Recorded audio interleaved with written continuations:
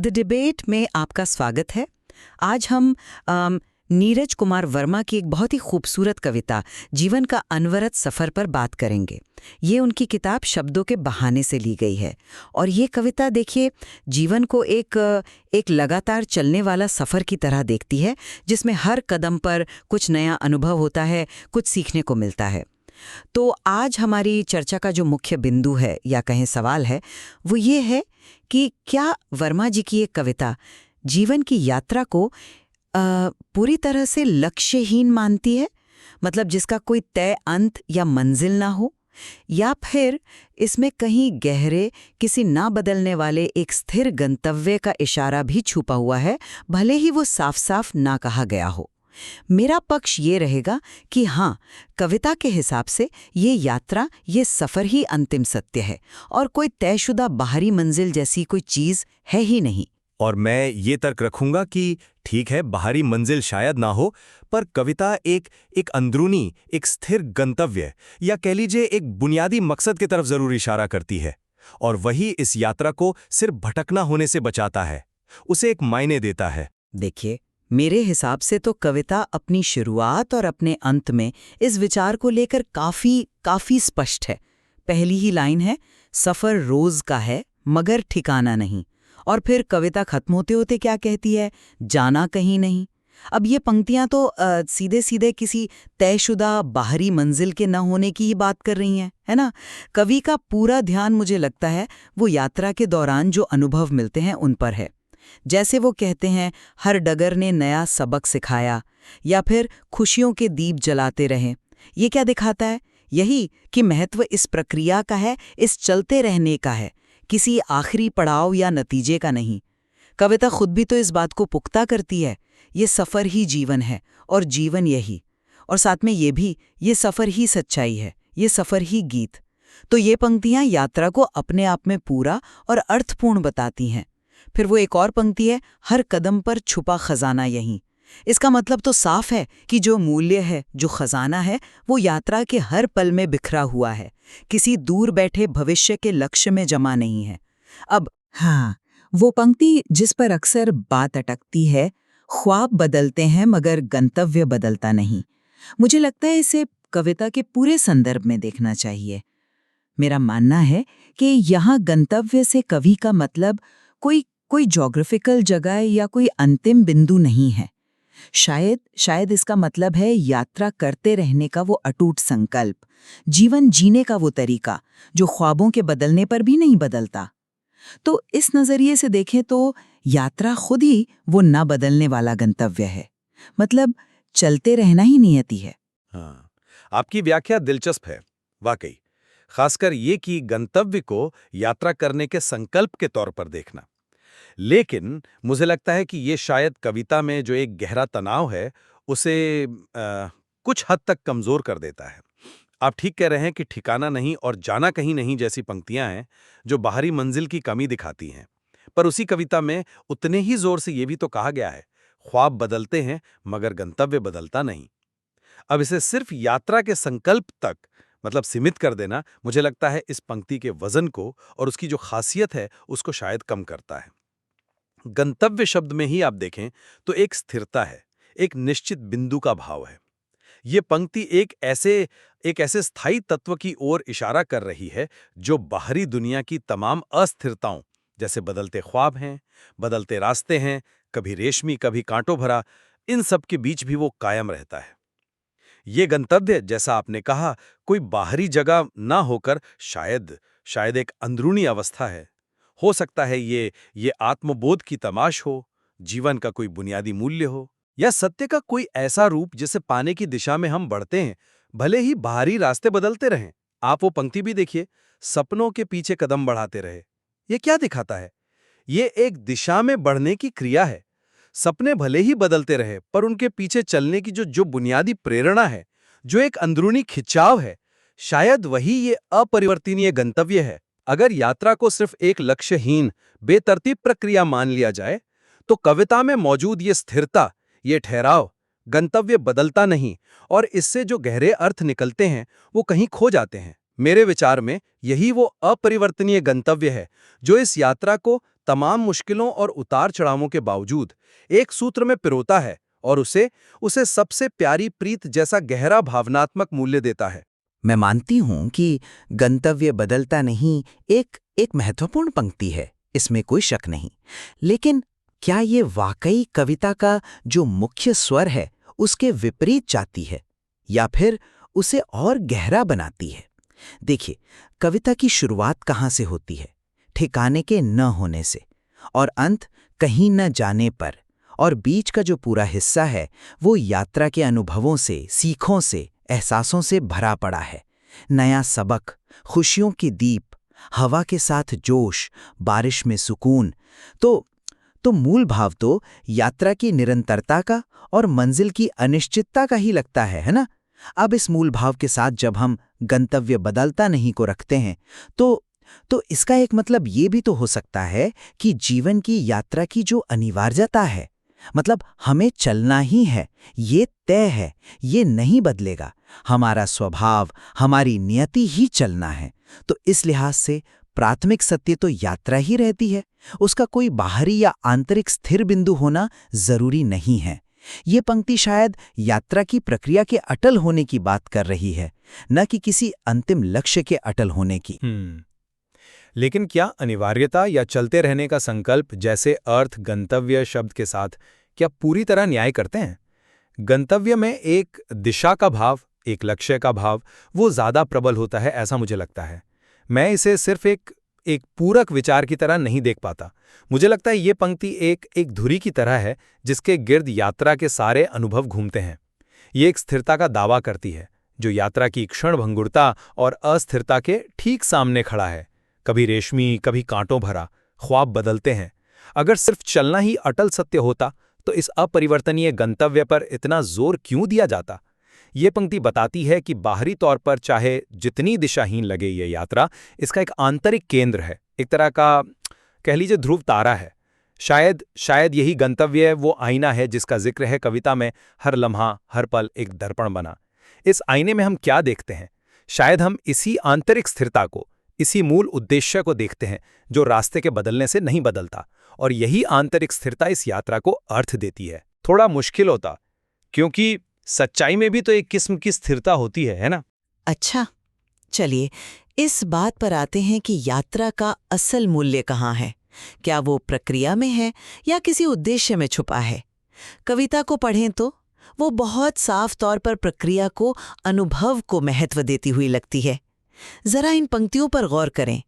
हर मोड़ पर उम्मीदों की छाया, हर डगर ने नया सबक सिखाया, हवा के साथ जोश, बारिश में सुकून।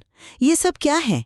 ये यात्रा के दौरान मिलने वाले एकदम ठोस, जीवंत अनुभव हैं, एहसास हैं। कवि ये नहीं कह रहा कि भाई मंजिल पर सुकून मिलेगा, वो कह रहा है बारिश में सुकून, मतलब मूल्य वर्तमान क्षण में है, प्रक्रिया में है। और फिर वो कहते हैं ये सफ़र ही सच्चाई है, ये सफ़र ही गीत। अब इससे ज़्यादा स्पष्ट और क्या होगा? यात्रा की प्रक्रिया ही अपने आप में सच्ची है, सुंदर है, गीत की तरह आनंद देने वाली है। उसे सार्थक होने के लिए किसी बाहरी मंजिल की, बैसाखी की ज़रूरत नहीं है। खजाना तो रास्ते में बिखरा पड़ा है। जैसा कहा भी गया, हर कदम पर छुपा खजाना यहीं। ये किसी काल्पनिक मंजिल पर इकट्ठा नहीं है।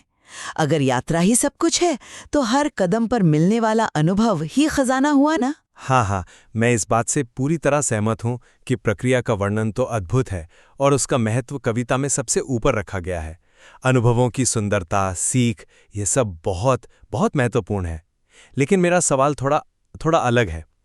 क्या ये प्रक्रिया, ये सारे अनुभव बिना किसी अंदरूनी उद्देश्य के या उस अपरिवर्तनीय गंतव्य के क्या उतने ही गहरे और सार्थक रह पाएंगे?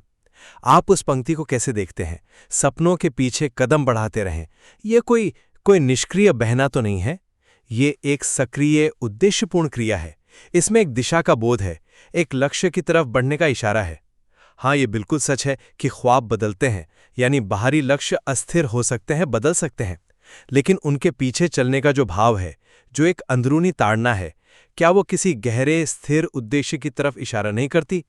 क्या ये अपरिवर्तनीय गंतव्य, चाहे वो आत्मखोज हो या अर्थ की तलाश हो या प्रेम का कोई रूप, क्या वही आधार नहीं है जो हमें कांटों भरे रास्ते पर भी हंसते रहना है और चलते रहना है, कि हिम्मत और प्रेरणा देता है? कविता में अनोखे जुनून का भी जिक्र है।